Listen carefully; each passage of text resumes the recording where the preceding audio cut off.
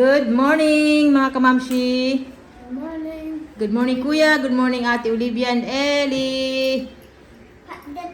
Handa na si kuya and Jamie, kuya and Jamie. Si kuya Jamie and Olivia, handa na sila na pumasok sa school. Si Ellie, mamaya pa yan siya. Mamayang tanghali. Good morning. Ayun naman ang daddy Marco. Good morning daddy. Good morning. Good morning Mana.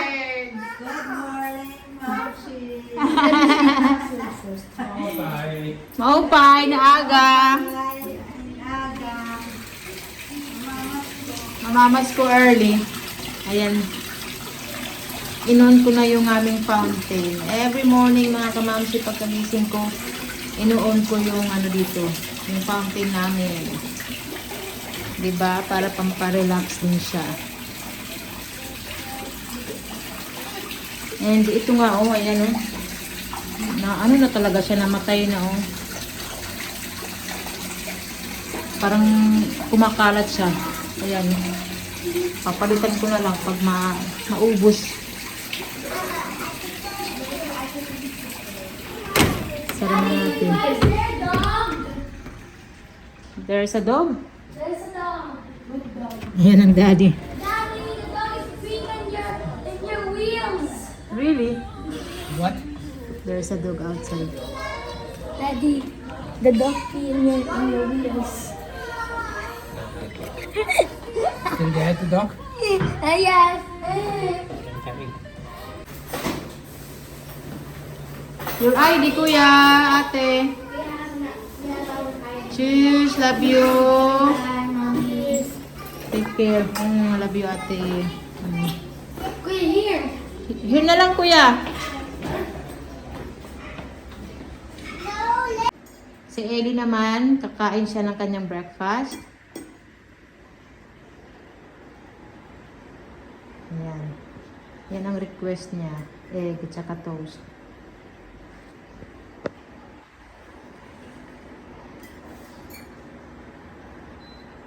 Ako naman kakain ako mga kamamsi.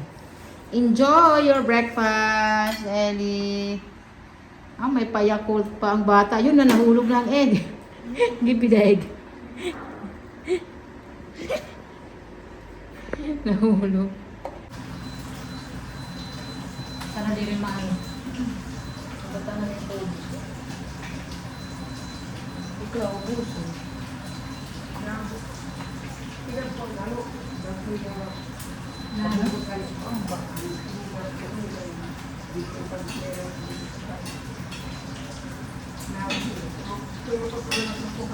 Okay na lang ito yun eh. Ikuan na lang eh. Kuan. Kain. Malahit toasted.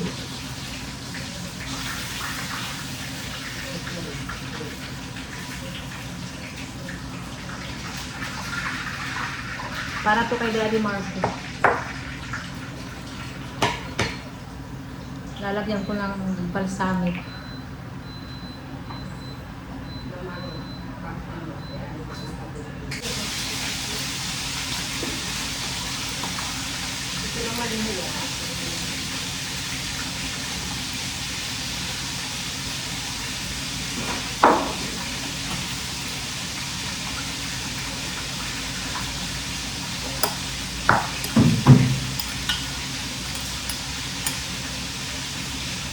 Kapares ng prito ni Daddy Marco sa rice. Para hindi na ako ma-stress. Ina-advance ko na yung pagluluto ko. Kasi may pasok si Ellie.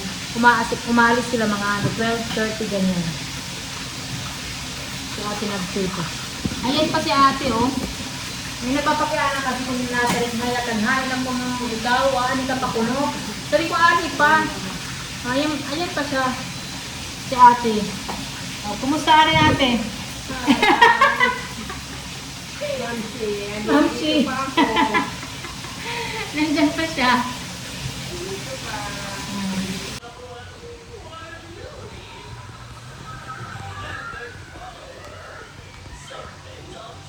Kakatamad ngayon. Wala kaming ibang magawa. Dito lang sa bahay.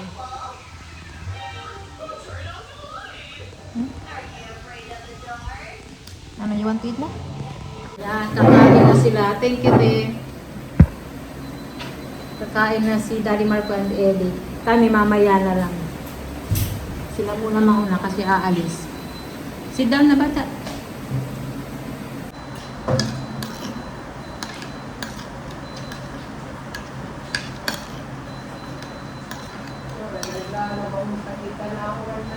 May napera kuan?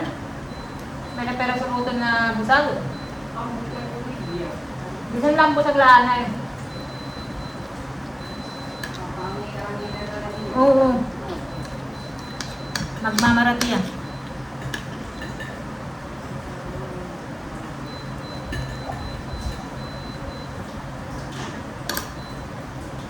Jamie, may lapada awam po. Kain tayo.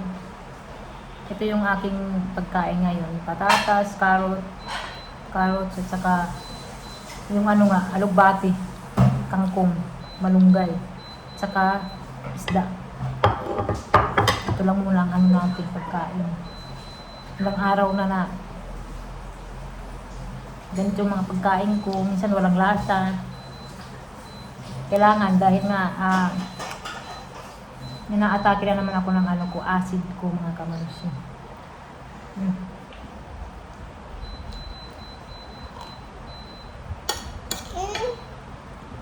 Done na? I want more fish?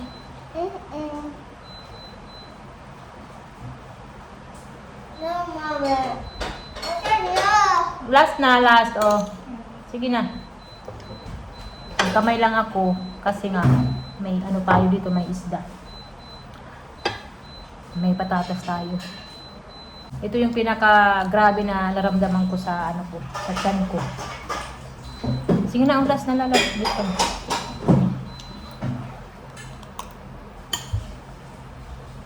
Nagano ako, pantoprazole. Okay siya nung iniinom ko yung pantoprazole. Pero nung in-stop ko, parang may ano, may rebound. Acid rebound na something. Basta. Kasi dati naman, pag umiinom ako, pag tuloy-tuloy yung gamot, TPI, umu-okay siya. Tapos, sinasabayan ko na ng mga ano, pagda-diet, pagkakain ng mga ano-ano, mga hindi mamantika or matataba, ganyan. Ngayon, wala, hindi siya nag-effect mga kamamsi. So, bumalik ako sa doktor ko. Kaya lang yung doktor ko, yung GI doktor ko, iba. Yung talagang doktor ko, nagpunta sa abroad, nagbakasyon, kaya nagpa-check up na lang ako sa iba. Nung una, binigyan niya ako lang pantoprazole, then after, bumalik ako kasi nga, parang hindi siya nag-okay. Tapos nung pangalawa na, binigyan ako ng, bagong gamot. Ano siya? H2 blockers. First time ko yan na mag-inom. Sabi ko sa doktor ko doon, na sigurado ba ito na gamot? Kasi hindi, first time ko lang na mag-inom nito. Kasi dati, talaga ako, PPI, kahit sa Switzerland pa, may omeprazole. Pero iniinom ko lang yun as needed, mga kamamsiya. Hindi everyday, as needed. Parang na lang, parang maintenance na lang siya sa akin. Tapos nung nag-inom na ako lang mga ibang gamot, pinalit yung pantoprazole. Kasi ang omeprazole, parang may siya, nagre-react siya pag may ibang mga gamot na tinitake. So ang pantoprazole ang better option. So nito lang, niresetahan ako ng gamot na H2 blockers na bago talaga sa akin. Ang pangalan niya is Pixoprazan. Hindi ko lang sure mga kamamsi. Pixoprazan yung binigay sa akin. Nung nasa pa lang ako, nasa clinic, medyo ako, 50-50 kung iinumin ko ba yan. Nakipag pa nga ako. Debate sa doktor. Sabi ko, ano ba yan? Sigurado ba yan na gamot? Kasi bago lang ako dyan, hindi ako familiar. And ang gusto ko sana, i-continue ko lang muna yung PPI para kumalma lang yung tiyan ko. Kasi ganun naman ako eh, umiinom ako ng PPI para lang kumalma muna yung tiyan ko tapos baguhin yung mga kinakain na naman. Ayan. Eh wala. Niresitahan talaga ako ng Pixoprazan, H2 blockers. Ininom ko siya nung gabi. Basta grabe mga kamamsi. Hindi maganda yung pakiramdam ko. Kasi nga siya, di ba, parang antihistamine siya na something, basta. Para akong uminom ng maraming alak, ganun ang feeling ko na nagaganon-ganon ako, nahihilo, tapos nakatulog ako bigla, tapos nagising ako ng mga madaling araw na nahihilo ako. Grabe, sabi ko, hindi ko to iinumin ulit na gamot. Ang binili ko pa naman, 10 tableta. Kasi, sa Mercury, hindi, hindi maraming stock. Kaya ang binili ko, 10 muna. Pero magta-try pa lang ako nun eh. Ang mahal pa naman ng gamot na yun, 100 plus. Mabuti na lang na hindi ko inubos yung pagbili. So isa lang yung nainom ko. Hindi na ako inom ng ganun na gamot. Hindi ako yang mga kamamsi. Hindi ko alam, basta ayoko ng ganyan na H2 blocker. Sa ngayon, ang iniinom ko? Gaviscon.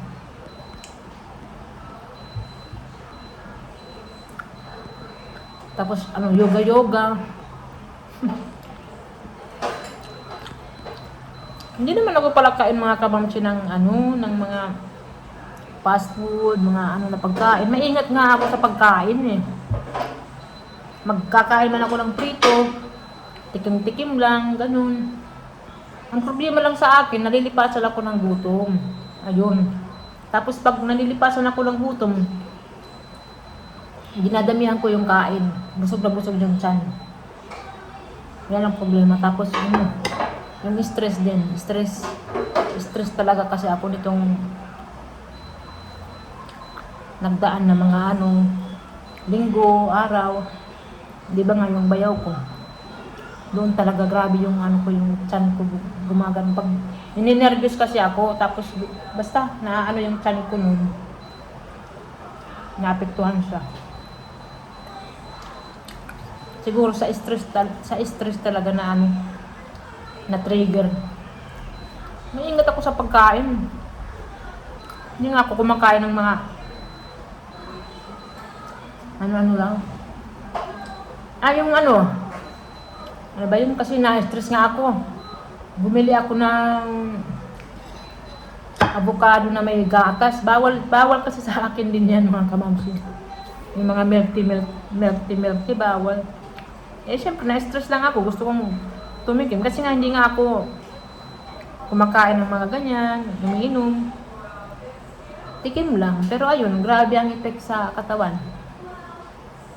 Sa sa tiyan ko. Tapos kumain ako ng kasaba. Ayun, kasaba cake. Diyos ko. Nakakapag pala. Trigger yung kasaba cake mga kamamsi.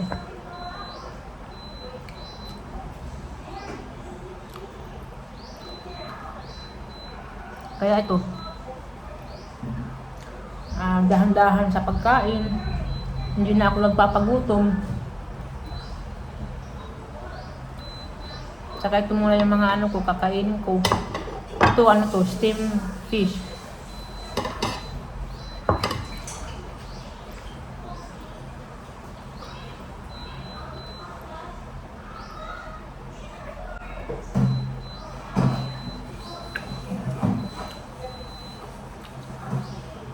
Saka yung gamot na nireseta sa akin, hindi ko na inumin. Ayoko. Iba, grabe yung pagramdam.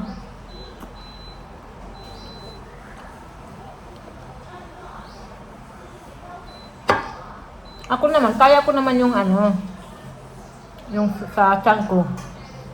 Nakukontrol ko siya, kaya lang nitong mga nagdaan, talagang grabe yung stress ko. Hindi ko na-control.